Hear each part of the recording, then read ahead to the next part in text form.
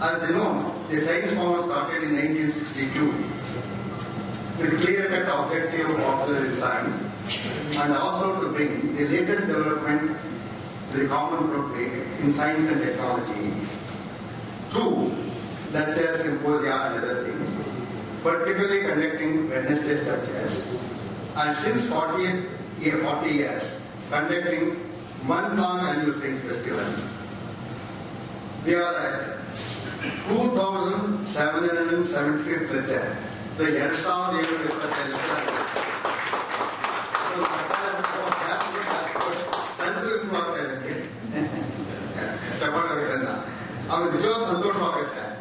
but ನಿಜವಾದ ಯೋಚನೆ ಮಾಡಿದ್ರೆ ಎಷ್ಟು ಕಷ್ಟ ಅಂತ ಯೋಚನೆ ಮಾಡಿ 2007 number reach ಆಗುತ್ತೆ. Not reach on the first day. It takes longer time. And such a lecture shortly is going to be delivered in minutes by famous Dr. K.S Satish, chest physician and chief pulmonologist, Fortis and Vikram hospitals, on common respiratory problems in Bangalore. Today, on behalf of all our institutions and on behalf of you, and on behalf of me, I extend a very cordial welcome to Dr. K.S.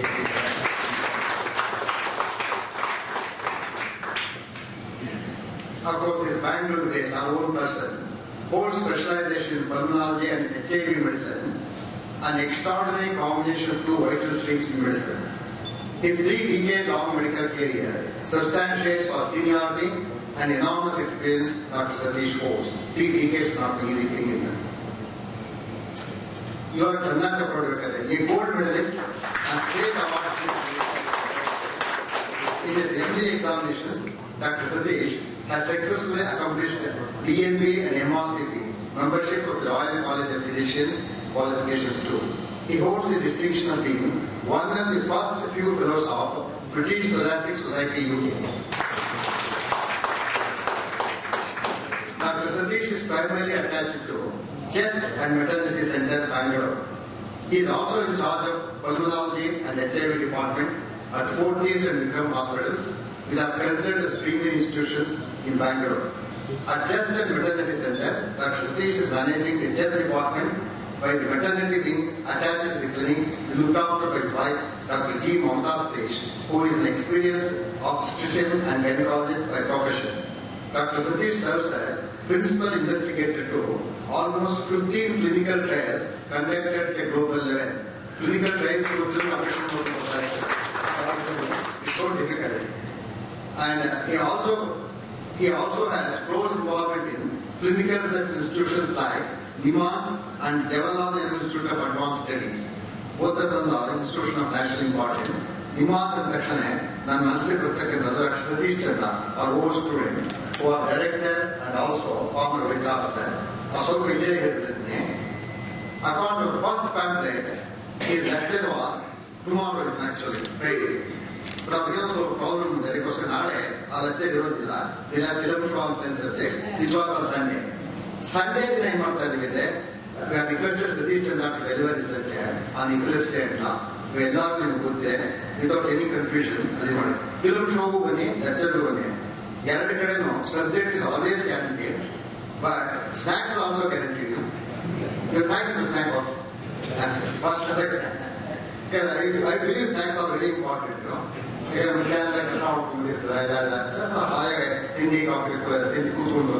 mind starts working, you know.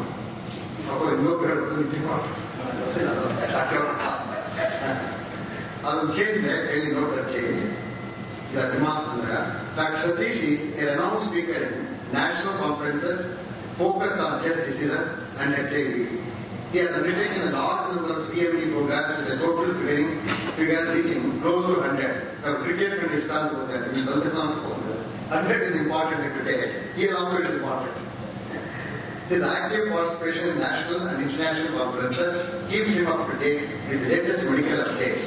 Yes, it's one interesting one. He has starred in many television interviews. He is providing a platform to create awareness among masses. Orchestral interviews to that. Dr. Satish is fully engaged in charitable and social activities. He is also an honorary consultant for HIV, trustee and treasurer at Samraksha, an NGO treating HIV patients. He runs a free clinic for chest. Now, a free clinic is not Dr. C, the urologist. Our friend and our real friend, also in this also friend, he also does the clinic. They are now in the philosophy and other things. And HIV, every Thursday, at Samraksha Seva Free Clinic, also, where patients coming from a weak economic background are consulted and provided medications free of cost.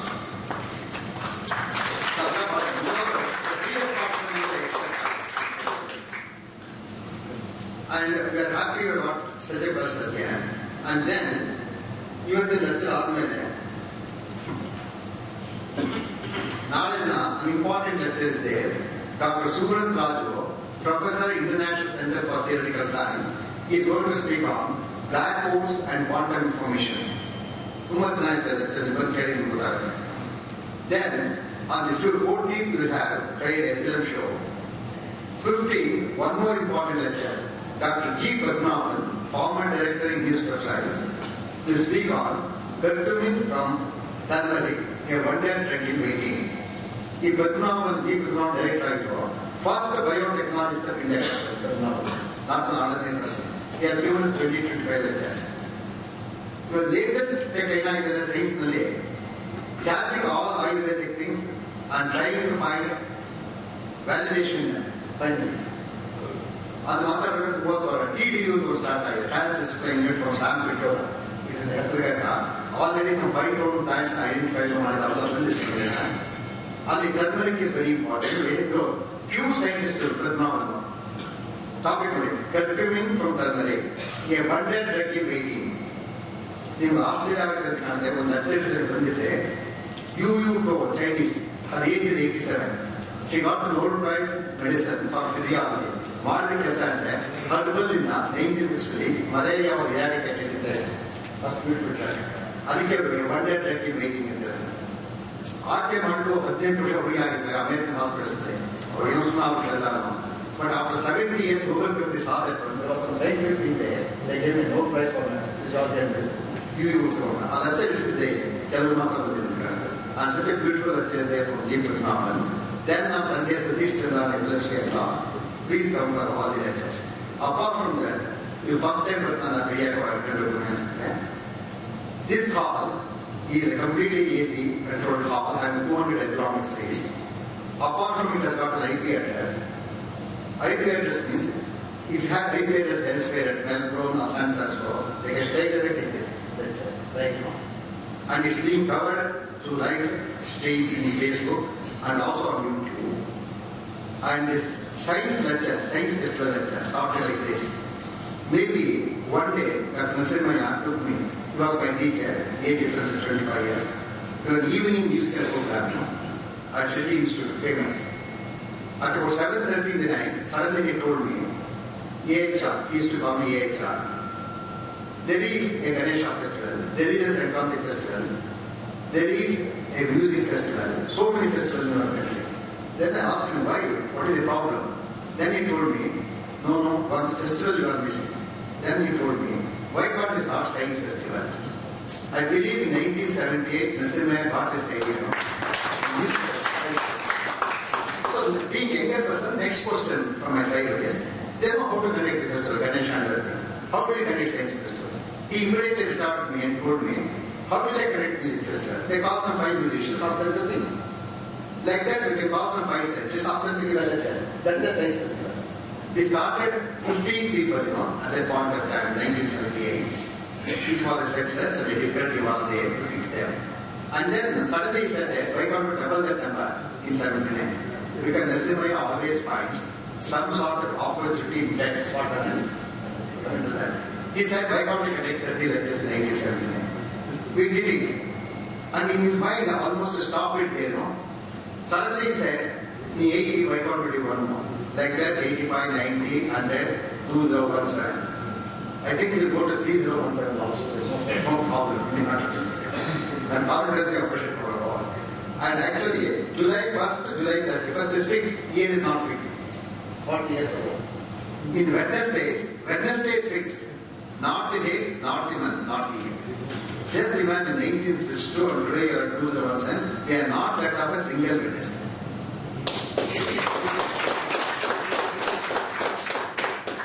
ಒಂದೇ ಒಂದು ನಾಸ್ಟಾಲಿಕ ಕಾಪಾಡ್ತಾರೆ ಸಿಕ್ಕಾಪಟ್ಟೆ ಇರ್ತಾರೆ ನಿಮ್ಗೆ ಗೊತ್ತಿತ್ತು 4:37 ಹಾಗಿದ್ದು ಅಂದ್ರೆ it went on for 3-4 hours. But this happened once, somewhere in 1981. On that day, he college in India, it came about 7-8 years back.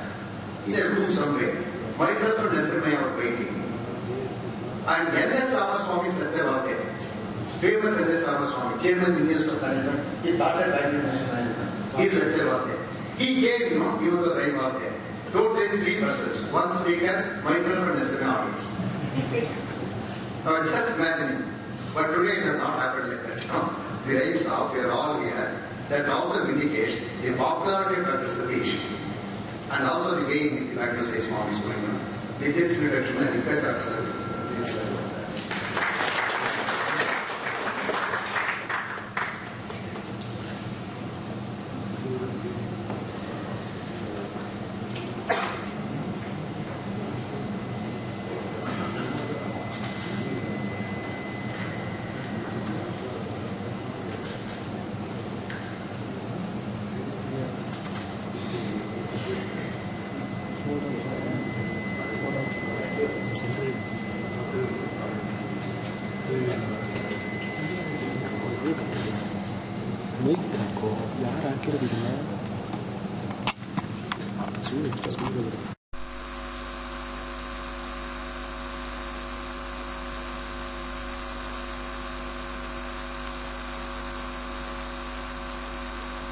Thank you so much, Professor Ramrao, and what a nice introduction. Not about me, about the Science Forum.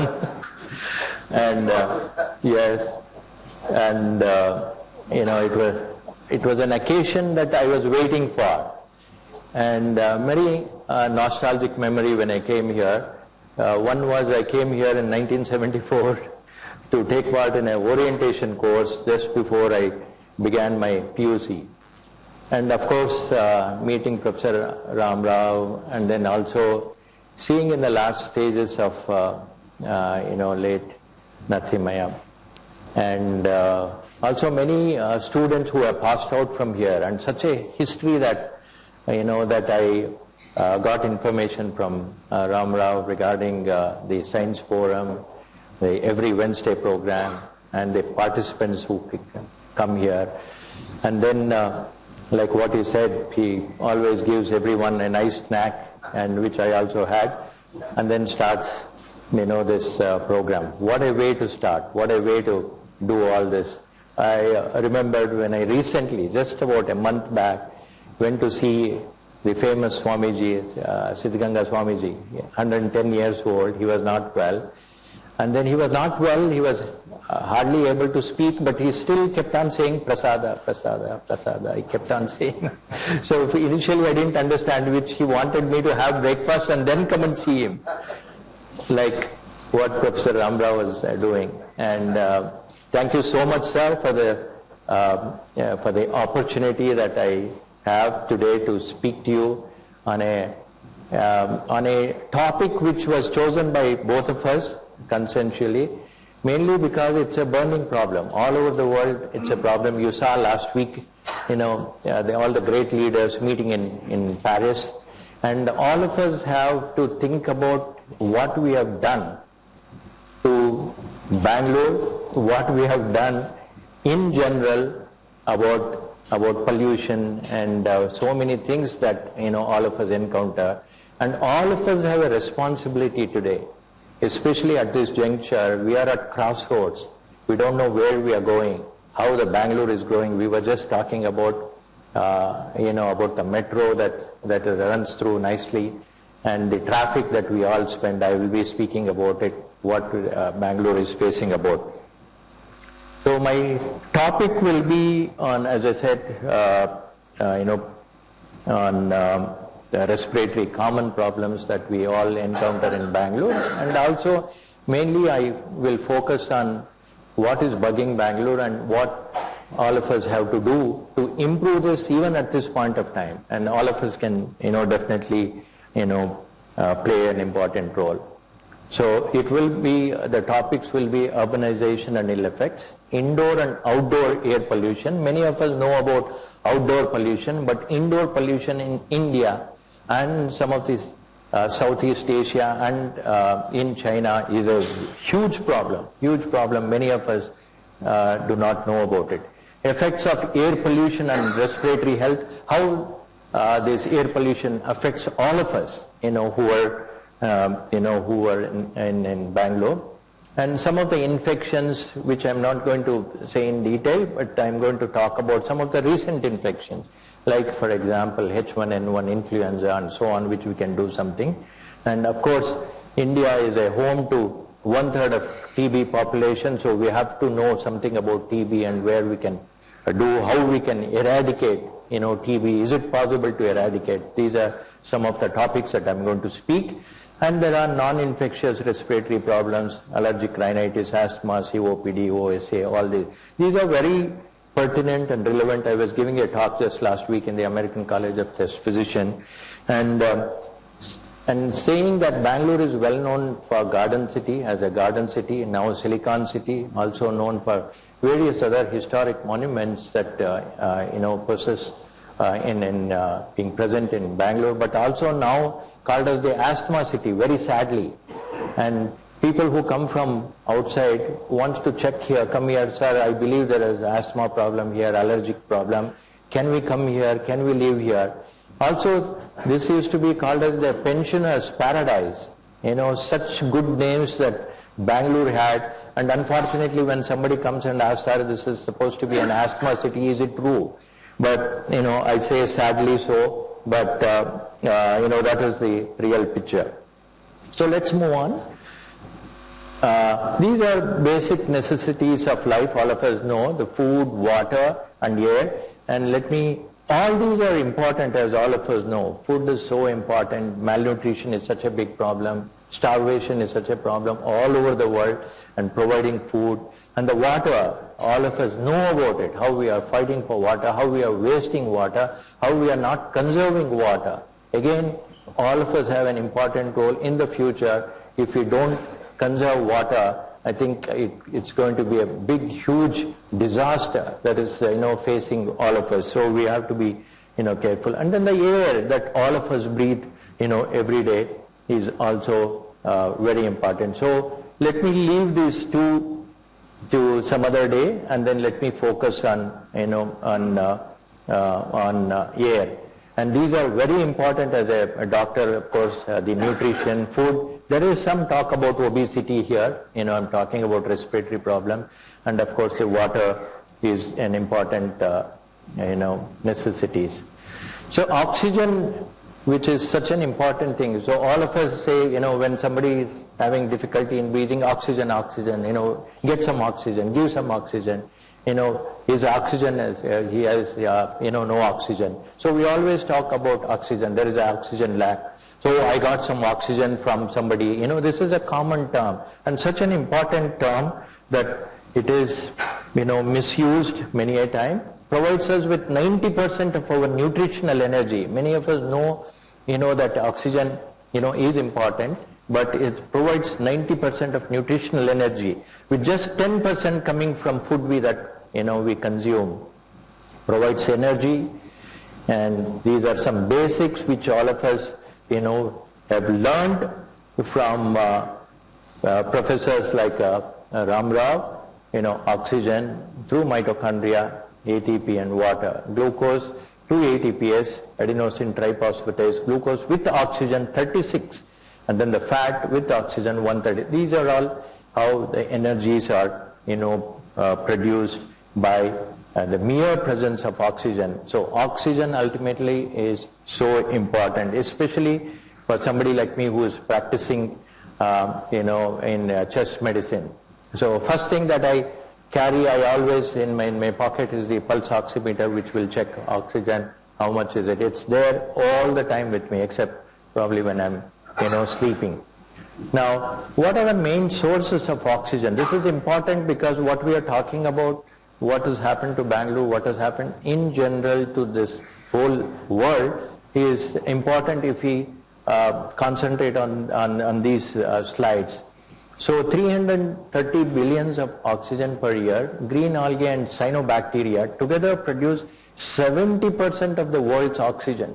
So we are talking about the lakes being dried and the rivers being dry and so on. We are talking about it is simply because of this aspect that it's such an important thing. And 30% of the world remaining oxygen comes from here. And we are talking about deforestation. We are talking about Bangalore used to have so much greenery all over, and then people are trying to take over Lal Bagh and remaining parts of Kabban Park, and where are we left with?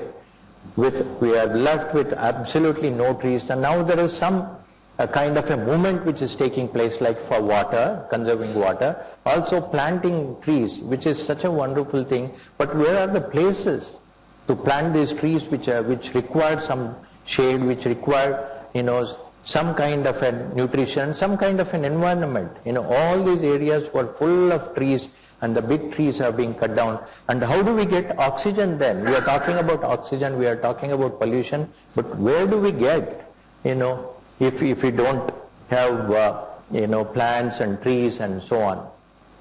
This is a very simple diagram which all of us know, and starting from school, we have learned, 100 liters of air pumped into our lungs, and 100 liters of blood every day is taken out, and there's a thin membrane called alveolar membrane which transfers oxygen, and 1,500 liters in blood per day and 400 liters used at rest of the day. So this is just to say that how important it is to have oxygen delivered, and this is by a simple means, oxygen through the alveolar membrane, and then is taken up by hemoglobin and then transported. These are very basics, just to touch on some basic science. Oxygen transports, all of us know, such an important thing which occurs in the body. 25 trillion RBCs in the human body and transport oxygen. So it's such a complex problem, such a complex system, but so beautifully done by the nature and system that it's all done automatically. And if anybody has noticed any kind of breathlessness, I'm sure you will all know how we gasp for breath. Just running 100 meters, you will stop and then again take a big breath, oh, I'm breathless. And imagine somebody not running 100 meters, sitting and saying, I'm having breathlessness. I see all the time patients with breathlessness. They have respiratory symptoms only to come and see me. If they have respiratory system only, I can see them, and all of them have. And it's increasing every year that I've been seeing and been in Bangalore. And patients come and tell me, sir, you used to give some simple medicine and it used to work wonders. And look at me now, you have given so many medicines and none of these are working. Very true. I hold their hand and and sympathize with them and explain to them what has happened. Nothing has happened to Dr. Satish, medicine, his experience, but something that all of us have destroyed, and that is causing this problem. And when I explain to them, because that my job is not just giving medicine, but also to tell them about environment, tell them about hygiene, tell them about policies, that every day I speak to each one of our patients, telling them that not only the government, we also have to do something. Today morning, same thing I was telling to several patients about it, and that's my job, because my associates take care of everything else. Now, regarding the pollution quickly, there are types of air pollutants which are in gaseous form: carbon monoxide, nitrogen oxide, nitrogen peroxide, sulfur dioxide, and ozone. We all know, we all have heard about it. And particulate matters in the air, these are also very important: PM10, PM2.5, PM1, nanoparticles. If you pass by the railway station, there is a red board which runs through, like what is the particulate matter today in Bangalore, and what And every TV news also at the end, talks about, especially in Delhi, and making us aware that we must not stop after the news is over, that there is some, things that all of us have to learn. Also, there used to be about pollen calendar from Bangalore, which months of the year the pollen is very high, to take care of it. The botany unit of Bangalore University used to do, and I am associated as an Indian Academy of Allergy past president through that. India is the most polluted country in the world, and somebody corrected saying also corrupt country in the world, sir. So I said these go together. Okay, you said it right, but these go together. Why are we polluted country in the world? Because there is corruption. You can think about what's happening to our garbage system, which everyone says, the scientists here, say it can be fixed very easily, sir. But why is that not fixed? Why are we seeing dengue? We are not supposed to see dengue. And I was hearing this, one of my friends, small baby, born just 3 days old, in a private hospital, got dengue. So you can imagine, this public health and public programs have completely failed. And so aptly polluted city, corrupted city, whatever you want to say, which I am not proud of, saying that Bangalore is polluted, Bangalore is such and such a, but it is true. And 13 out of 20 most polluted cities in the world are in India. And look at this, the purple, and here, you may not be able to see. So these are the most polluted, places and nations in the world, and out of the 13 out of 20 are in India. And Delhi, most polluted urban city in the world. So jokingly, many a time my patients, because as you know, sitting in Bangalore, I see patients from all over, especially in Bangalore. First I start with English, New Kannadadavara, then I'll speak to them because there are from Tripura, from everywhere. Bangaloreans are such good people that we accept and take everyone in our side. So similarly, when they say, sorry, I'm going to Delhi, so I say there are two dangers in Delhi. One is this pollution, and jokingly I will say that it is up, which is so both of us have a nice laugh, and then send them. And what did they do? Also did alternate day, odd and even, all kinds of things were done, but nothing could be fixed. And I have seen myself going to several meetings. I am sure all of you have experienced what's happening to pollution in Delhi. It is, completely annoying, disturbing. You can't breathe. And Carlton, last year, one of the cricket match was postponed or cancelled because the players were not able to breathe in the morning. So such is the condition there, and which we are not proud, and we are all responsible for it. And also, and of course about Delhi's smog, and PM 2.5 level went up to dangerous level. There was a red signal about the Delhi. Many were sick, and there is an increase of air purifier sales in Delhi by almost 40-50%. 10-15 years back, when patients came and asked me, sir, can we buy an air purifier and keep? I didn't have an answer. I used to say, not good data. I don't want you to spend some 40-50,000 buying something which may not be useful. Now I tell them, if somebody is asking, I don't tell them. We have studies from Beijing, we have studies from Delhi. It's supposed to help, this pollutants. Also, small places like Hassan, Davangere are also very polluted. I was surprised that when the report came that places like Davangere, places like Hassan are also polluted in Bangalore. An estimated, as 8 million people die every year due to harmful effects of air pollution.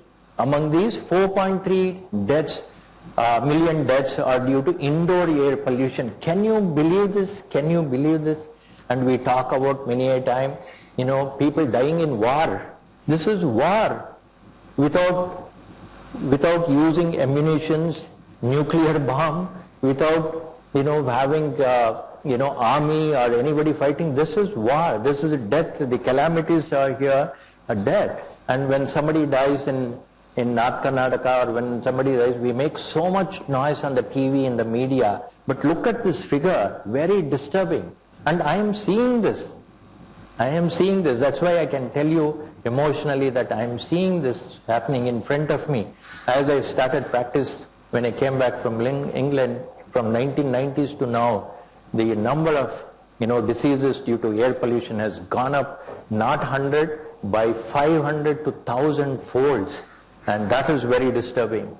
And these are the diseases: lung cancer, pneumonia, 34% stroke, heart disease, and COPD, and so on. Indoor pollution, again, remember I'll be touching on that later.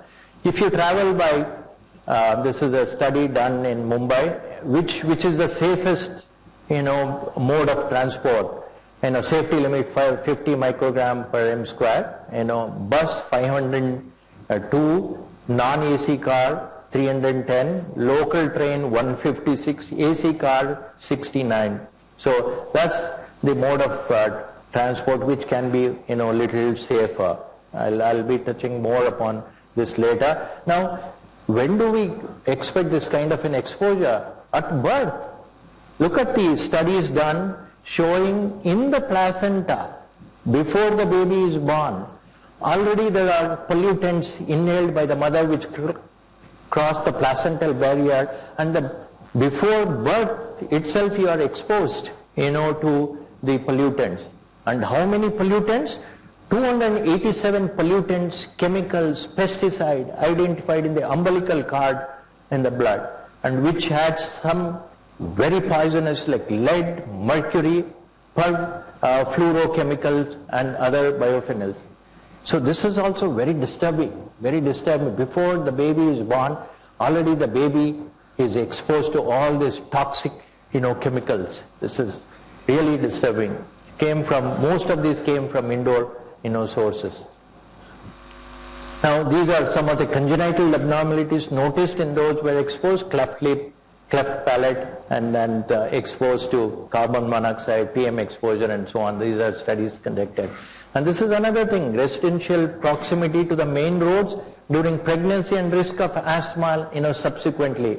50 meters versus 200 meters. There was a significant difference. Those who are exposed to more pollutants and later developed in pregnancy, later developed asthma. There are studies in Bangalore itself.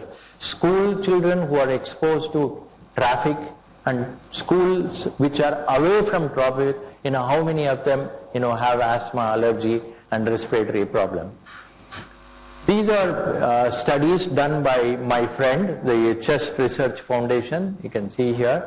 We used to work together in England. Sandeep Salvi has done some fantastic studies, all epidemiological studies. I borrowed some of his slides. We worked on the same floor at Southampton General.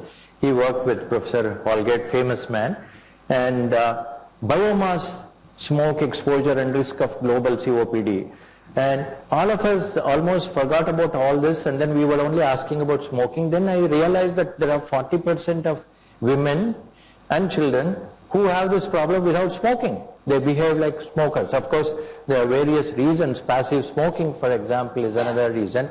And this is the type of exposure that can have 2 to 6 hours of exposure per day of 2 crores 50 lakh liters of highly polluted air during their lifetime. This is the highly polluted air, and most likely ill ventilated. And look at the faces, look at the problem that children who are exposed, sitting there, many of them do their homework sitting in this kind of ill ventilated, smoky places. That led to such severe exposure, and led to also these famous papers I'm sure many of you would have read about chronic obstructive pulmonary disease in non-smokers. Lancet, again, Sandeep Salvi and Professor Peter Barnes, well-known scientist from UK, from London, and saying that these are common, especially with biomass fuel. So I have smoker, as soon as they come after the name, age, sex, and so on. First thing I start with smoker, non-smoker, ex-smoker. Now biomass fuel I've added as the in my protocol. And all kinds of things are exposed in this fire, biomass fuel, and leading to formaldehyde, various chemical toxins which are very toxic to the lung. So also about infections, pneumonia deaths and prevalence in children, 120 million children under 5 suffer from pneumonia, 8 million require out of this hospitalization, 1.1 million children die every year, 50% of childhood pneumonia deaths are attributed to household air pollution from burning biomass. Direct costs, indirect costs, and also you can imagine parents who have to care for these children, they lose their wages, they can't work for next 1 month, and what a loss to this country who to this, which is all preventable. That's what I'm saying. Pollution is the reason for all this. And look at this map for India, Pakistan, and other places. That's the tragedy. Children suffering from pneumonia exposure. This is another thing that all of us was a fancy to use this mosquito coil.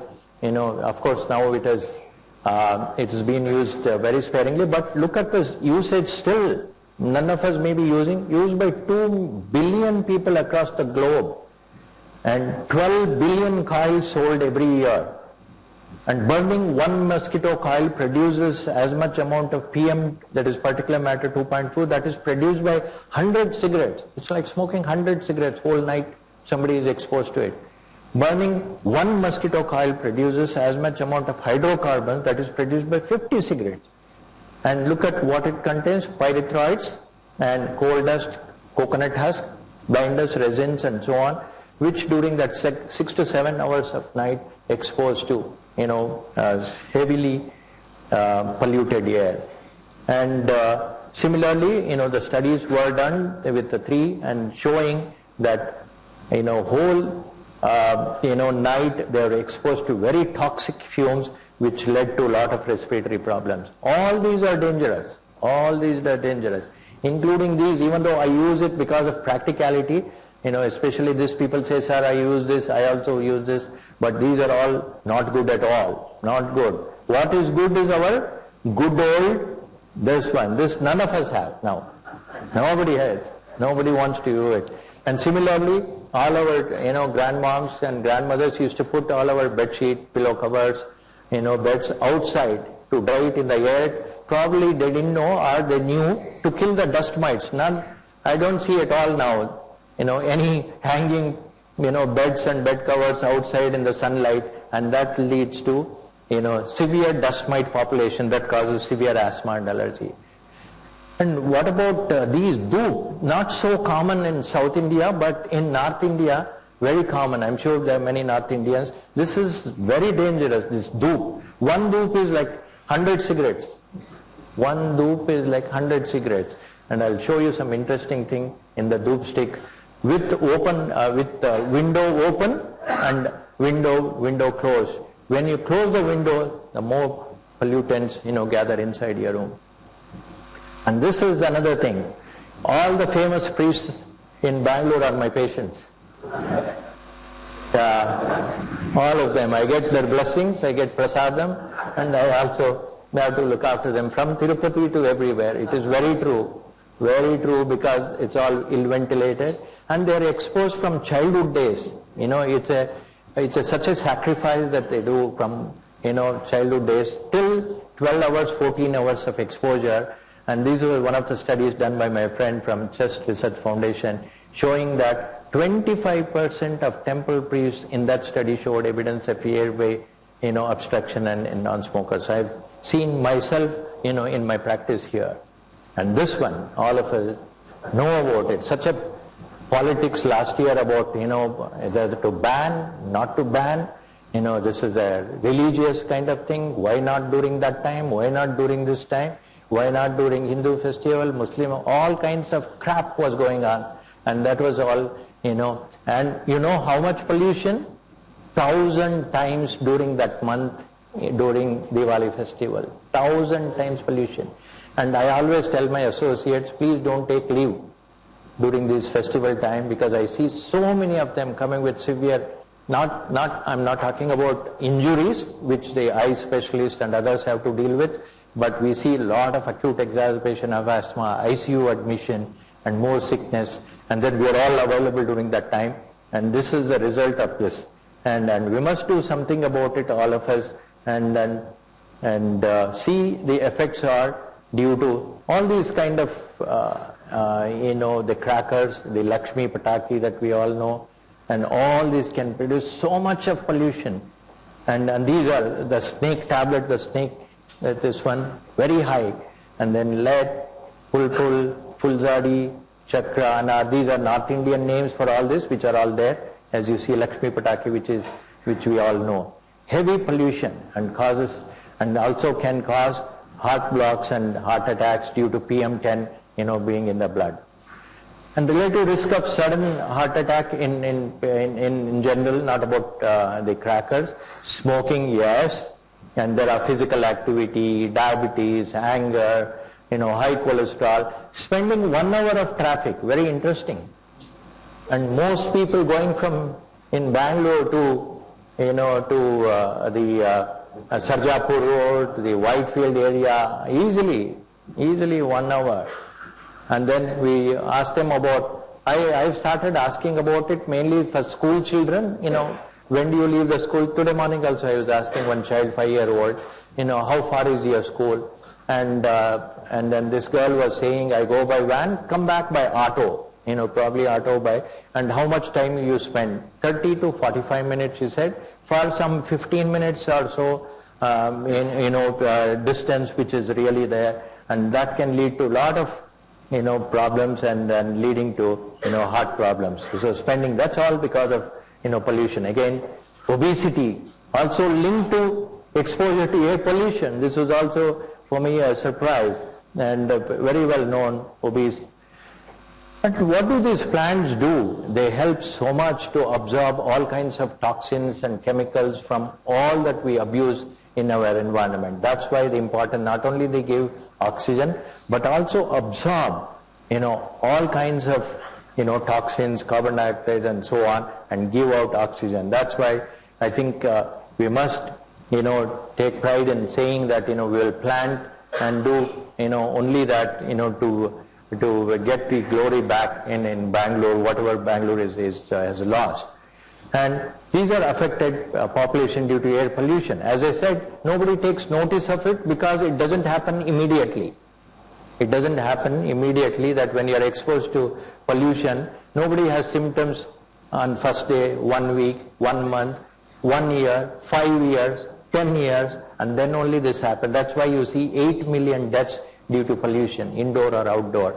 And this is what I was saying. Symptoms, decline in lung function, increased use in medication. Sir, you used to give very simple inhalers. Now nothing works. But they still come because of the faith that they have. And I have to really explain to them why they are not better, why they are breathing harder, why they are breathless, why they are choking, why they have recurrent admission to the hospital, is all because of pollution. And then the hospital visits, each one costing more, emergency room visits, whether it's government or private, cost is same because we are all contributing to the government, in terms of our, taxes and so on. The other effects are ischemic heart disease, cerebrovascular disease, COPD, which I spoke to you, and other lung cancer, lower respiratory infections. All this also simply because the respiratory system is directly exposed to the environment. When you breathe, the air goes into your lung. So you are directly exposed into the environment. The quality of air determines, how your health condition is. And look at this COPD and asthma. COPD is basically chronic obstructive pulmonary disease, generally used for smokers. As similar symptoms, but asthma is in non-smokers, and COPD leads to a lot of complications. Treatment is not very good. Ultimately, they become dependent on oxygen. That's COPD in smokers. Now look at this study done by Professor K.J.R. Murthy from Hyderabad, who is known to me very well. He is no more. And he did as a burden of disease in India background paper 2006-2016 an increase of asthma 28 million to 35, which is 25% increase, 17 million to 22 million increase is horrendous. And look at the cost involved, to treat and look after all these patients, so many millions of people, their direct cost, the indirect cost, the wages lost, their production lost. Any country progressive country like ours must speak about direct costs and indirect costs. Indirect costs are these, that if I am not able to perform, I am not able to do my duties for next 1 week, it's a loss to the community, to the country, to the state, whatever it is. Let's move on. Beautiful picture. Look at this Avenue Road. I think taken in early 1990s or something. Yeah, fantastic. And look at also the other things that you concentrate, not just this, the trees, and there's also a donkey here, and there are people, very simple people walking around, absolutely no tension, no hurry, nobody is walking with stress on their face. You see anybody stop in the traffic signal and see everybody, none of them smile. None of them smile, they have lost their smile, they are in a hurry to reach their destiny and go to their place, and start working. Look at that, and look at this, all these advertisements, all these people, there's absolutely no space here, and look at the space here, and tragic, and we have lost all this Avenue Road in Bangalore. And this is a familiar sight. All of us have seen, and amount of exposure to pollution and the stress, road rage, all that is because of this. You can't move, bumper to bumper traffic. And then all the, not the TVs, the Radio City and all this, keep giving, this block, you take the other one, everywhere it is same. You can't go anywhere, everywhere it is same. Look at this, and you can imagine the stress that, one can have. And look at the vehicle statistics. This I got it, for one of my other, talk. And an increase in two-wheeler, highest two-wheelers in Asia, probably now in the world, is in Bangalore. Highest two-wheeler, which also indirectly tells us that the public transport is so poor and so difficult. And that's why we were saying about pollution and corruption. I think it is a good adage. Cars, everyone has 2 car, 3 car, autos and other vehicles, 4-wheelers and so on. And this is August 2014 statistics. From 1980, within this time, 25 years, a leap of 47, a 50%, this is from the department. And the vehicles are all, nobody knows about the emission checks and so on, very ill managed. And this is what happened you saw in Delhi, that they replaced completely, and which was, very late. And look at Bangalore here, vehicles in all major cities, Bangalore, higher than, I think the Delhi comes first, and then the Bangalore, and then the others, here. So this has led to this, and this is very familiar. All of you know about it. It became world famous. Everyone, talked about it, and everyone said, at last somebody has woken up, somebody is doing something, still don't know. I think the court had to intervene and say that, you guys in Bangalore, what are you doing? And this is Vilandur Lake. Carl, I'm sure, this will touch all of us, saying, how many lakes have dried, how many lakes have gone, and then no longer this will become, a common sight everywhere. Air quality of Bangalore, gone. Look at this, PM10.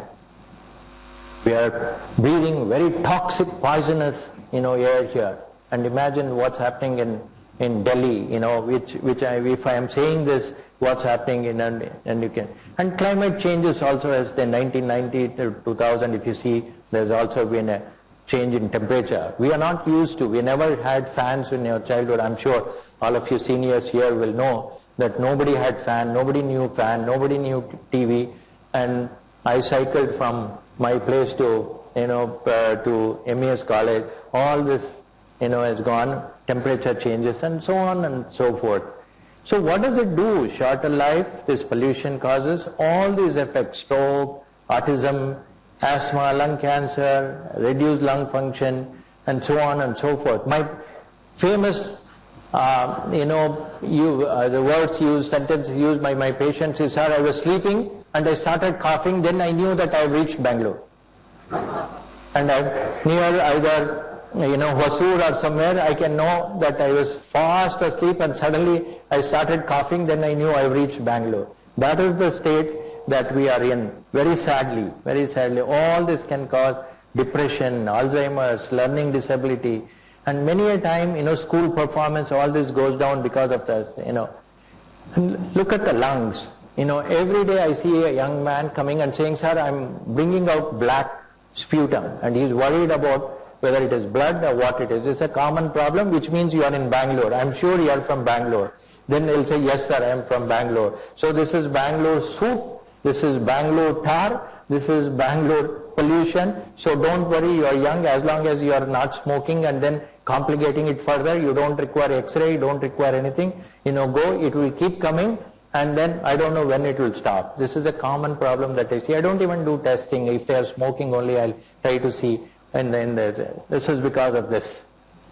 And I've seen many postmortem lungs, were looking like this: chronic bronchitis, asthma, emphysema, lung cancer. This is a non-smoker's lung. Exposed to 2,500, chemicals. Allergic rhinitis, sneezing, cold, which is a common problem. Such a common problem that, in Bangalore, people, just forget to go and see anyone, because it's such a common problem. I have this perpetual cold, it doesn't go. So no point seeing doctors or anything.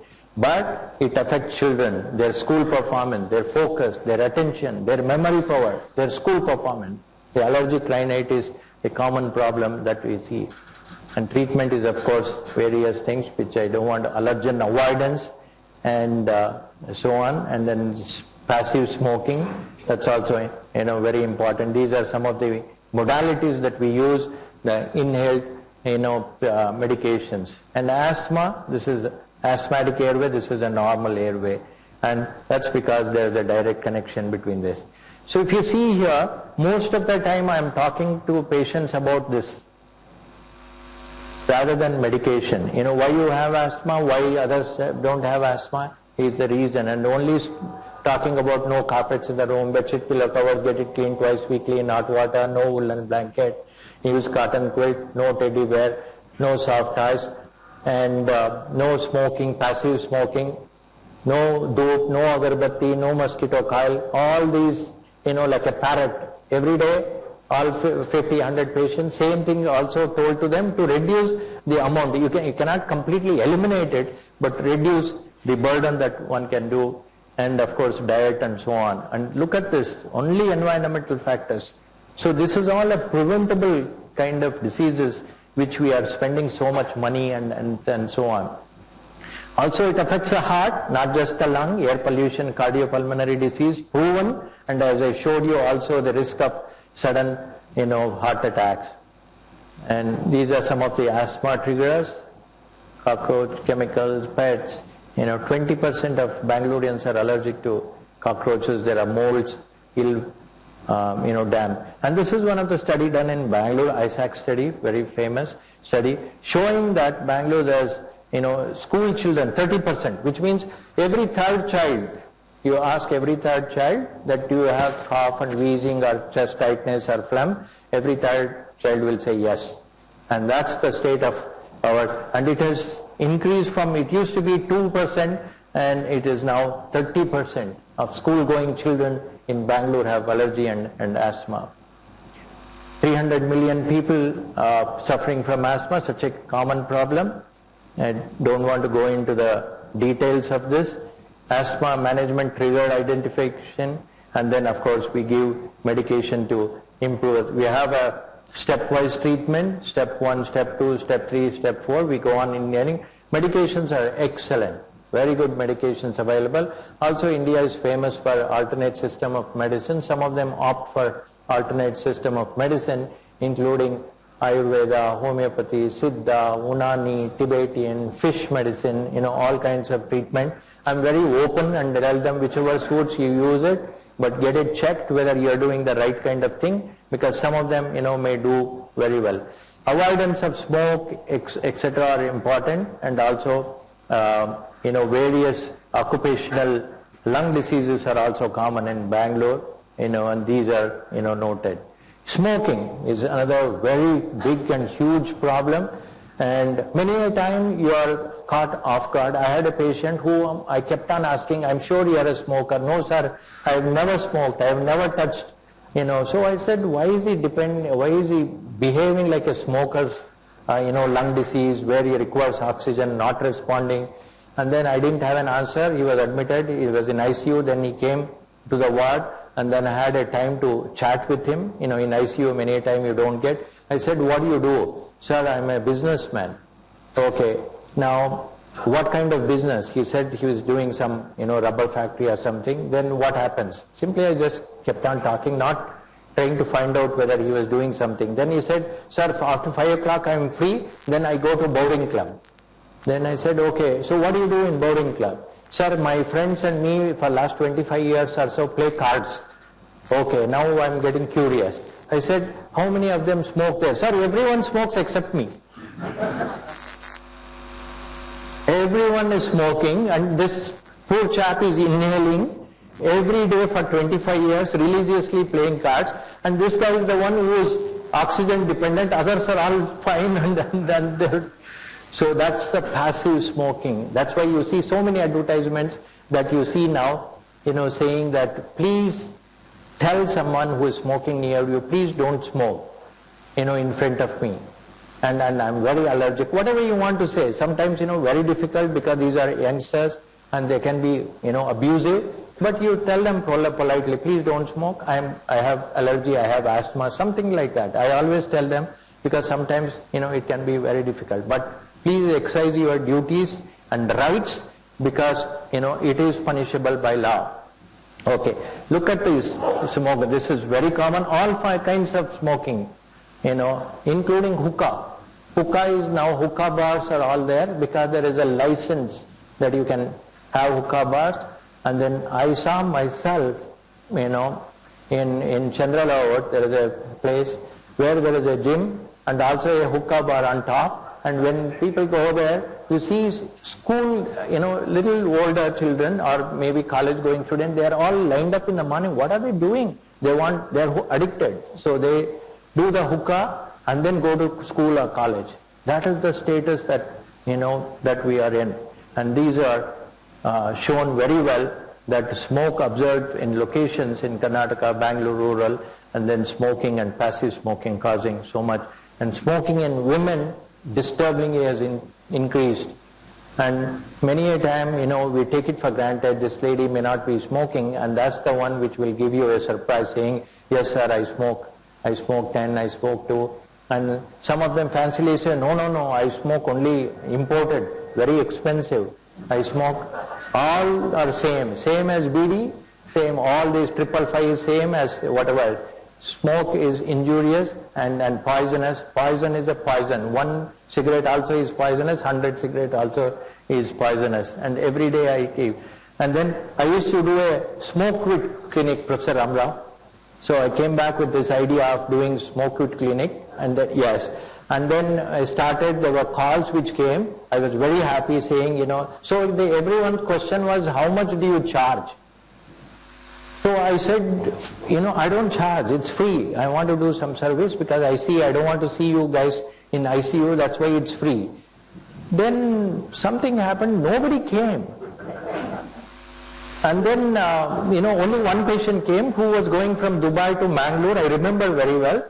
And then he came with his wife, she saw the advertisement in the paper, there is somebody who is doing, let us go and see. They stopped and came, and then that is the only patient I saw in the smoke quit clinic. And then I asked my friends, why are they not coming? And they told me, Satish, when they ask you, you say 5,000 rupees, you say you have to come on an empty stomach, stay whole day, do unnecessary chest x-ray, blood test, all this, they like it. And then say your charge is 1,000 rupees, then they'll come. Otherwise, tamasha, who will do? Nowadays free. Nobody will do. So that was the end of my quit smoking clinic, but I started doing individually. Every day I spent, if somebody is a smoker, I tell them this is how you should quit smoking, this is what we have, and this is how we help you. We will never tell you, all of us in the group, that don't come again till you quit smoking. That chap is wanting to quit smoking but is unable to. So we have to help him, we have to sympathize with him. And 70% of the smokers want to quit smoking. I keep asking every day, this is my job, when did you go to the movie last? And today somebody was saying that 1 month back. I said, how many times do they show you about the effects of smoking? How many times have you observed during the interval before the movie starts? They show you horrible cancers and all this. Why is this there? Because you should see and then not get into this kind of a situation. And that's leads to smoking, leads to COPD. Horrible, irreversible disease, and which we see, and many of them, on oxygen. This is the oxygen, and that's what happens. And respiratory infections in metro have gone alarmingly high, 300% from, this is a study from Delhi and showing this. And these are polluting vehicles, lack of tree cover, traffic congestion, and vacant site, indoor pollution, all this lead to the COPD which I said. So that's about pollution and COPD. Let's see about some of these flu that all of you have heard. I'm sure all of you know about H1N1 and swine flu and so on, which started. The first, I must say that the first patient of swine flu who died was my patient, and I'm not very happy or proudly saying, but what happened that time was something, that I must, remember, because nobody knew how to treat. He died and we were all exposed, and the hospital said, Dr. Satish, don't work for 1 week. First time in my life somebody said, don't work, don't come back. I said, why, what happened? At home children were all, Papa, they were in school. Why you have to be in your room? Why you can't come out? No, the people have said, from authorities that, I may be carrying the virus and spread the virus, and it may be harmful and dangerous. And then within no time, those who are exposed, from ward boys to nurses to doctors to everyone, and somebody came, sir, I have a small child, sir, I go to neighboring, my grandmother's place and so on, and took about 1,500 tablets of Tamiflu within 1 hour. That was completely unscientific, not required at all, but we never knew that time. And then of course I got back to work because of one swine flu death. Now, we understand more about it, and it's all again due to pollution, air, unhygienic condition. People you have seen spitting, coughing, not bothered about any hygiene, no tissues held in front of their mouth, simple, no handkerchiefs at all, and cough on the face. But of course, I keep telling all my patients who are coughing and turning, please don't do that. I am a chest physician. Half of Bangalore has coughed on my face. Please, you are also entitled to cough, nicely cough on my face. Then I will know what problems that you have, how you are coughing, how you are suffering. Honestly, this is not a joke, because a chest physician cannot say that, you cough that side, you turn this side, wear mask, do all this. They have cough, it's irresistible, uncontrollable, they will cough. And then they cough on me, cough on my face. I don't care about it because that's my job. Anyway, so that spreads by that, so we have to take precautions about it. This is the influenza A, H1N1, and Karnataka, underreported all these everywhere, deaths, and in fact, maybe 17 deaths happened under my care, and those who go on to ventilator and so on, but it's not properly ventilated. So signs and symptoms are cold like any other flu, generally self-limiting. Those who have immunodeficiency due to age, pregnancy, and those who are on, cancer, chemotherapy, heart failure, pulmonary disease, may develop on dialysis and so on, may develop all these complications. And fortunately now, well, treated by medications which are there, which will prevent, flu. Flu prevention tips are all this.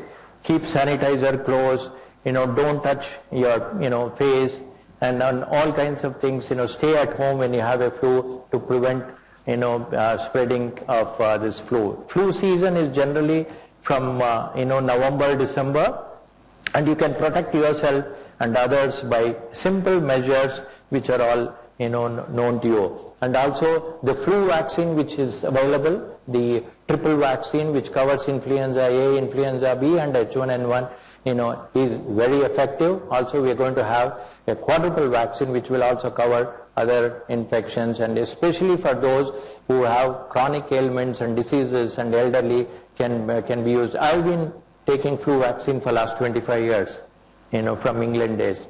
Tuberculosis is such a common, infection that all of us, see, and many a time it is stigma, still a stigma. I say it's a bacteria, it doesn't know who you are, it doesn't know Dr. Satish, it doesn't know Professor Ram Rao, it doesn't know Mysore Maharaja, it doesn't know Salman Khan, it doesn't, the bacteria doesn't know who you are. So it is a bacterial infection. Many of them probably relate to 1940s and 50s, poor hygienic condition, those who are in the slums and malnourished, get tuberculosis. I see all the time, the IT to doctors to everyone, tuberculosis. What is worrying about tuberculosis is that it is something which is curable with proper adherence and treatment, completion of treatment of 6 months to 9 months, which we counsel regularly. Very few patients, of mine, have stopped treatment. Very few. That's because of intense counseling, spending time. Every minute that I spend with these patients, because it's not 3 days, 5 days, 1 week, 10 days, it's 6 months to 9 months of regularly taking and coming for follow-up. That's why it's important to counsel all these patients. Any cough for more than 2 weeks, fever, weight loss, night sweats are all indicative of tuberculosis. And transmission again by hygiene, so one has to be careful not to cough anywhere and then keep a hanky and so on. This is how we can prevent tuberculosis. And what is worrying is this one, the drug-resistant tuberculosis. That is because of illogical use, unscientific use, improper dosage use, not completing the treatment. And earlier, all TB patients used to be housed in TB sanatoriums and good sunlight, and medicines were given and they all got better because they were all housed. Now, there is no such TB sanatorium, even though it is there, we cannot keep all this. Total, 1/3 of world's TB population is in India. 1/3 of 1.5 million people are infected every year from tuberculosis infection. So this is the problem because they don't respond to the treatment. We see these kind of patients, 18 months to 24 months of very toxic medicines, 6 to 7 drugs that they have to take, and this, even then there is no guarantee. We also have, apart from drug-resistant TB, we have multi-drug resistant TB, XDR TB, and TDR TB reported from Mumbai, which means total drug resistant, no medicine. 100% they'll die, these patients who are affected. This is a man-made calamity. This is not due to the bacteria. Bacteria and viruses are always waiting for us to make mistakes. Their intent is to multiply and survive. And we are giving them a chance to do that by, improperly taking medicine. Overweight, obesity, how does it matter for a respiratory physician? Very much. I see all the time in my outpatients, patients who are obese, do not exercise, and then they have what is known as, this is about obesity, and this is what I see. Early morning, not being fresh, snoring at night, and the husband, the wife will tell you, no, I can't sleep, so I'm sleeping in that room for last many years. So I keep telling them jokingly that somehow I want to bring you together back into your bedroom. It's because so much, like a train, engine, if you hear anybody snoring so much, it is a marker of an obstruction because of the airways get collapsed during sleep and cause vibration across a blocked airways. And when this causes, there is an increase in heart rate, increase in various chemicals which are released because there is what is known as apnea. Apnea means stopping breathing. If you see someone, you will not forget, suddenly it becomes quiet. That is stopping of breathing. Then it is low. Then again it picks up because the nature tends to improve that, and loud snoring noise and choking at night. Many people whom, you've heard saying, oh, he died in his sleep. he was so lucky, he died because of sleep apnea. And not because of, anything, he died. And many a time you have heard people saying, ಎಷ್ಟು ಸುಖ ಪುರುಷನಪ್ಪ, ಎಲ್ಲಿ ಕೂತ್ಕೊಂಡ್ರು ಎಲ್ಲಿ ನಿಂತ್ಕೊಂಡ್ರು ನಿದ್ದೆ ಮಾಡ್ತಾನೆ. So which is a disease. When my patient keeps saying, sir, the conductor was giving a ticket and I slept off, he woke me up standing. And many of them have told me stories like, sir, shave ಮಾಡಕ್ಕಾಗಲ್ಲ, sir, shave ಮಾಡ್ತಾ ಇದ್ದಂಗೆ ನಿದ್ದೆ. So irresistible sleep. And I'm sure all of you have seen our parliamentarians. So many a time somebody asked me, sir, I want to get one, I don't want to name, sleep study for this patient. I spontaneously said, why do you want sleep study? Ask Udaya TV, they will give you video of this, what happened in the parliament. So you see that and then sleep study, you have who is sleeping. So irresistible sleep, which can cause not just the sleep disorder, it can cause death, irregular heartbeats, heart attacks, high blood pressure requiring lot of medicine. That is obstructive sleep apnea. Obstructive sleep apnea, which can cause all these problems and leads to very severe kind of problems. All these stroke, hypertension, stress, congestive heart failure, sudden death, mood disturbance, depression, sexual dysfunction, diabetes, all these occur due to obstructive sleep apnea, which is purely due to obesity, lack of exercise, and bad, diet and nutrition. Very common. I keep seeing them, and it can be beautifully be treated, but it is something which is preventable, which all of us can, exercise and take care of our nutrition. It can be, done. Of course, we added to this is the bariatric surgery that we have to reduce morbidly obese, conditions. This is the statistics, said that 33% of those in Chennai did not do or never intend to do anything to control their increasing weight, followed by 20% in Bangalore and 17% in Kochi and 15% in Hyderabad. What I mean to say in all this talk is that if you see, they are all very simple diseases, treatable, curable, preventable, and all due to man-made kind of disaster. And all of us have a role in playing this, in getting all this, and all of us have to play a role in the future to prevent all this. Pollution, for example, smoking in young people, passive smoking, and hookah, and the lakes which are drying up, the trees that are disappearing, the parks that have disappeared and that have been left with concrete jungle.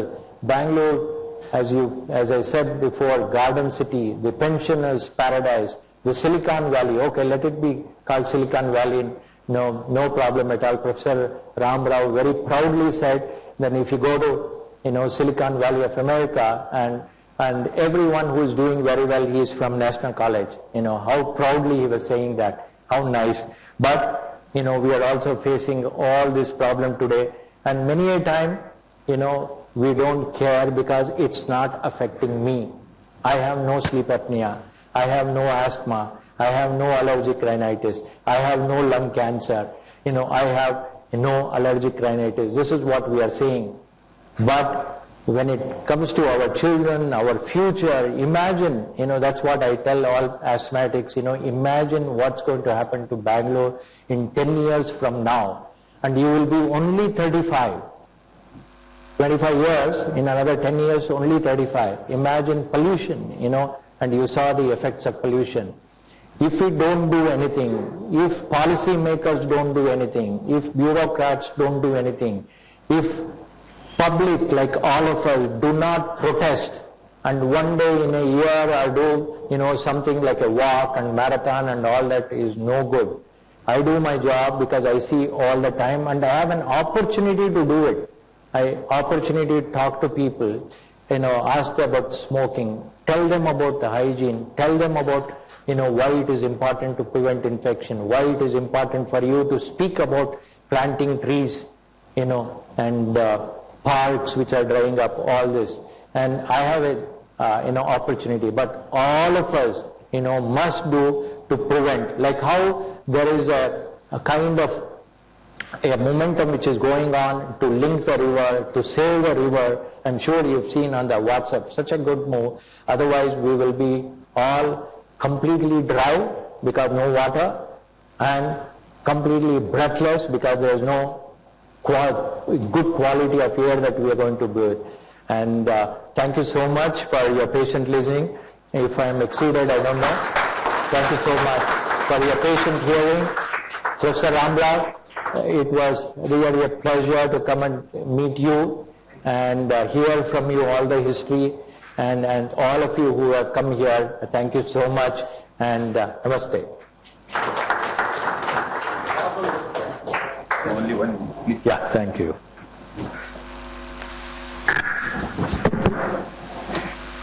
Good evening, ladies and gentlemen. Doctor has explored the harmful effect of air pollution. We are responsible for this. It has been very informative and educative talk, sir. On behalf of Bangalore Science Forum and all of us here, I express sincere thanks to Dr. K.S. Satish. Tomorrow talk by Dr. Saurat Raj, Professor, International Center for Theoretical Science, will be speaking on black hole and quantum information. So all are cordially invited. Now session is open for free consultation. Very happy.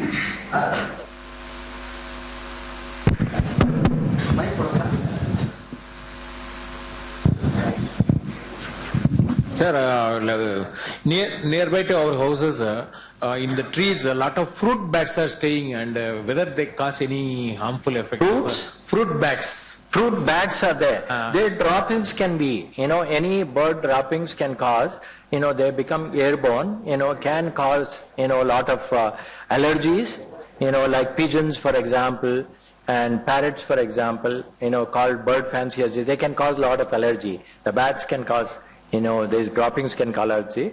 And they can also carry, especially those bats which are there in caves, can carry very serious kind of bacteria which can cause, infection. Not the one which are in the city and in your place, but they can cause allergy. Their droppings can cause allergy. And the problem with the fruit bats is they put droppings throughout flying. Yeah. Anytime it may come. Like yeah, these are some problems that that we face. Yes, some of them are good. Like for example, see, the sparrows have disappeared.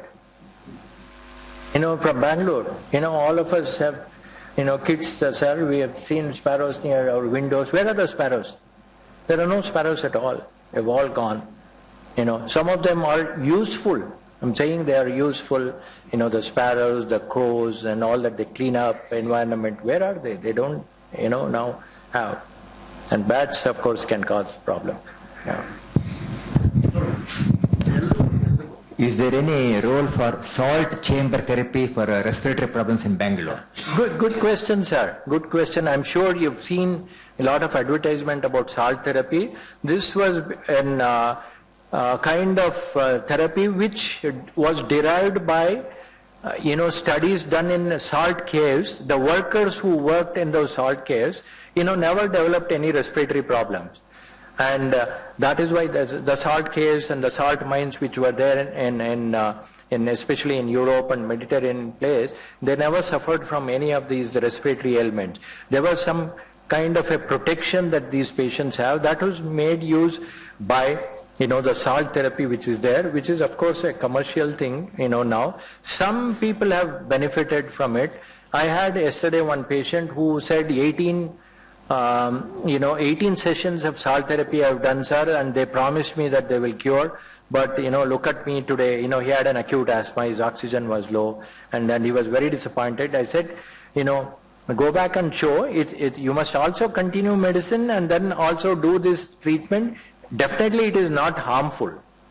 Definitely it is not harmful, but usefulness for longer run and a cure promised is doubtful.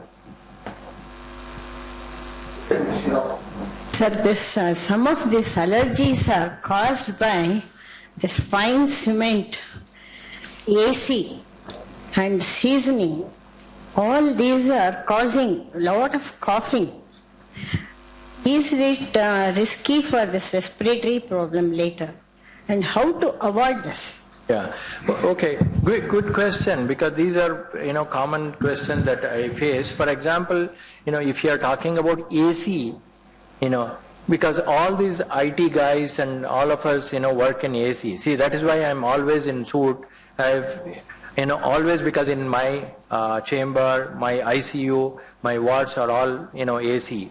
So AC is not bad unless they are taken care, the ducts are cleaned properly, maintained well, there's no problem. But AC itself, if improperly kept, can cause pneumonia, called a very specific type of Legionella pneumonia is due to improper ACs. I keep hearing, like for example, I was traveling in train and then I came down with very fever chill, it was very cold and things like that, patients tell us it's because of that. Of course, you're talking about the kitchen. Yeah. Yes. Yeah. If you maintain a good air conditioner in your car or anywhere, that is fine. As you saw in the study in Mumbai, they showed AC cars 69%, the buses 502. The amount of particulate matter which was there. So I always tell people, raise your windows and drive, and don't open, especially near the traffic, and then close it. Many of them say, in India, we all relate to cold weather, cold temperature, ice cream, cold drink that causes problem. It's not true. That, for example, you go to Antarctica, Alaska, which is -10, -20, nobody coughs there. Air is pure, air is clean. And some of the allergens which patients come and say, in the kitchen and so on and so forth. Food allergies are completely different from airborne allergies. Food allergies are completely different. They cause hives, they cause urticaria, they can cause angioedema, and they can cause death. Last week I heard one of my patient's friend who was in Sajapur Road. He was bitten by the hives, and then he died in his bedroom near Sajapur. So they are severe form of allergy. So we can also desensitize them. So some of these are a problem. Sir, it can. Yes. Yes, it can cause. Yes, that's what I was saying. Allergic rhinitis, upper airway, lower airway, which is bronchitis, asthma. All of them cause this problem. The allergens which you are sensitive to, and pollutants, of course. Is COPD curable, or one has to keep on taking medicines and other procedures until death? Good question. COPD is an irreversible disease. And remember, COPD means smoking related lung problem, not asthma. Asthma is definitely treatable and it has a good response to treatment. They can be normal. COPD, no. And it's a crippling disease, goes on worsening, but there are now good medications are available. Also what we do known as the pulmonary rehab centers, where we make them learn exercise and get used to a particular type of breathlessness, is all there. Their nutrition suffers, their heart suffers, they develop depression. Imagine you can't wear your shirt and you are breathless. Imagine, you can't shave. Imagine you can't go to the toilet without becoming... No, it's not a question. It is my view, my comment. I'm an engineer. I'm an engineer. Okay. So it's true. Yeah. No, if you want me to stop, I'll stop. No. I'm giving my experience. Where I'm an engineer. Yeah. Okay.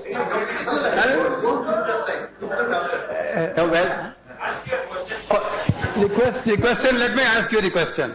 You mentioned about. India is very number one country in pollution, or 13 or something.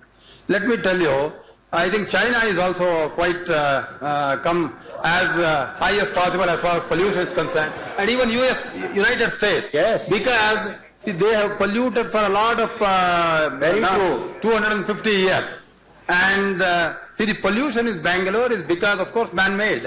And that is the one. And you also gave it temperature. Climate. Climate change is not nothing to do with man-made climate change. It is not because of that. It is man-made in the sense Bangalore is very poorly designed. And you see the population. We are emitting so much of energy. That energy. No, doctor has told you to meet him afterwards. No, just told. Also, your points are well taken, all well meaningful. Don't worry. Yeah. Yes. Sir, please be specific. Sir, COPD patients, can they use air coolers instead of air conditioner? Air conditioner, the problem is maintenance of these air coolers. Yeah, you have to fill in, water and so on, but they're fine. Air conditioners are definitely better than others. The fans, usually they ask this question, is fan okay? I'm allergic to fan. It's not allergy to the fan. Fan cannot be cleaned every day. So when it rotates and circulates, a lot of dust which, every home has, and that becomes airborne. And that causes this, problem. So hardly any difference. Can you? Sir, you had make a case for that indoor pollution is on the rise, particularly those who live near traffic-heavy areas. So obviously there is a threshold beyond which it is harmful to us. So is there a case for using air purifiers inside every house, and if so, what is the threshold at which we should think of using one? Good question. As I said 10 years ago, I had no answer. Now I have an answer. As I said, the studies from Beijing and Delhi and other places have shown they have definitely some effects. Only we have to see about the cost. What is the cost? They are not 100% foolproof, but they can make an impact. They can, definitely do. In fact, in my clinic also I have outside, because lots of people come and sit there, to absorb some of the, bacteria, viruses and all that, one can use. And they are useful, but we have to weigh with the cost that's involved in this. Good question. Sir, I travel about 50 kilometers on a two-wheeler daily up and down to work. Is there a good dust mask that you recommend? Good question. First, let me congratulate you for your patience. 50 kilometers, by two-wheeler? Yes. Two-wheeler? Yeah. So I'm sure, you'll find a way. Now metro is the best thing to do. Okay. Good question. Many ask me about this masks which are useful. They are not so useful. I tell all the two-wheelers, that buy a good helmet, not the one where you can open up and say, completely covering one full helmet, which covers everything, and it should be uncomfortable for you. Then only it works. People say, open, take it out, keep it where, when there is a police, they use it. I say, the number of head injury patients that we see in Bangalore because of the number of two-wheelers that we have is alarmingly going up. And that's why also the pillion rider also is supposed to wear a helmet. So wear a helmet which is tight, which is uncomfortable for you when you get up. That is the one which will protect you. Don't use the mask. Many a time jokingly I tell them, don't wear this mask and move around. People think either you have H1N1 or tuberculosis, or you have, kidney transplant done, and do it and show your beautiful faces and, all this. Don't cover them with this. Yes, can be useful if there is some problem inside the house, somebody has an infection, then you wear what is known as the N95 mask. Not the mask that you see, that the mask that people used in Delhi. Not very useful at all, scientifically. Doctor, I saw a cockroach in your PPT. Yes. Cockroach. Yeah. What problems can cockroaches cause? Don't remind any ladies here about the cockroach that I showed. They will not get sleep, today. Even I won't get looking at the cockroaches can cause. One is allergy. 20% of, the Bangaloreans are allergic to cockroach dropping. See, when a cockroach moves, you find some of the legs being, dropped off, the feathers being dropped off. They are allergic. They can cause severe allergy. They can also carry some bacteria and cause, infections. Infections like gastroenteritis can be, or sometimes airborne infections, bronchitis, all that, cockroaches can cause. And as you know, cockroaches, survive in extremes of, calamities in the world. Even an earthquake, they survive, the cockroaches. Excuse me, doctor has given almost answers in his lecturing. Don't worry about it. I will allow the last question. Then doctor will be here. As we move, we can ask so many questions. This will be the last question. Sir, those who are suffering from obstructive sleep apnea, for that, what precautionary measures should we take, sir? Very good question. Most of these are preventive diseases. One is the lifestyle. They should reduce their weight, no doubt about it. Weight reduction dramatically improves the quality of sleep. People sleep from 10 to 6 in the morning, 8 hours of sleep, but that's not a good quality of sleep, those who have sleep apnea. And the other thing, till they reduce weight, they can turn and sleep on one side. That's called sleep hygiene, sleep on one side. Earlier we used to have a tennis ball suit to the back so that they don't turn. And we now say, put pillows and they can sleep on this side. And then this becomes, easy to breathe. That is one, mainly reduction of weight. And then some of these sleep hygiene and exercise. And this will help obstructive sleep apnea. Weight reduction makes dramatic improvement for them. Even 5 kgs, 10 kgs. These are people who are morbidly obese. Weight reduction makes a tremendous, difference to them. Good question. There are particular asanas for sleep apnea. Okay, so that's important. One of our, a politician was doing all kinds of wrong, this one. So I said this, I'll send someone who has specific asanas for this. It's not pranayama that they require. Pranayama is good for everyone, but there are specific asanas. If you, it's like taking a wrong medicine for a headache, so you will not get better. So similarly, our Vivekananda Institute, they have particular asanas which is to strengthen these muscles and make them. But ultimately, remember, weight reduction, weight reduction. Okay. Thank you very much. Thank you, doctor. Okay.